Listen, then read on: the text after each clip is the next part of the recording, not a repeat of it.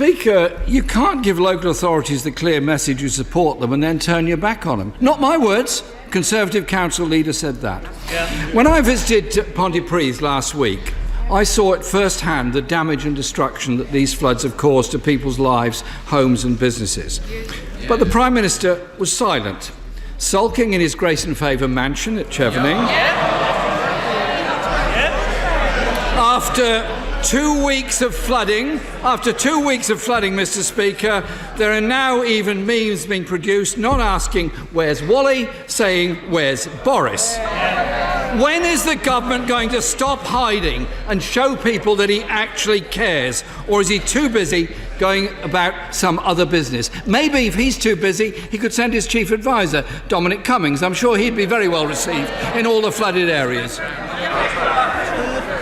Mr. Speaker, I'm very proud of the response the government has mounted over the last few days, and we convened the National Flood Response Centre on the 14th, and since that event, since the flooding began, there has been a constant stream of ministerial activity led by my right honourable friends, the Secretary of State for the Environment, the Secretary of State for Communities and Local Government, and never forget that in spite of the flooding, and no one should underestimate the anguish that flooding causes. And of course, it's an absolute shock to the households that are affected. But it is thanks to the measures that this government has put in that 200,000 households have been protected from flooding. And we don't hear that from the honourable member.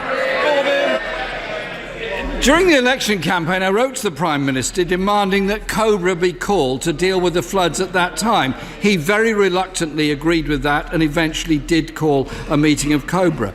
The situation now is even worse across the country than it was then. No Cobra has been called, or is he just pretending to care when he doesn't really care at all because there's no votes on the line at this moment? Mr. Speaker, as he knows perfectly well, there has been a stream of ministerial meetings since the flooding began.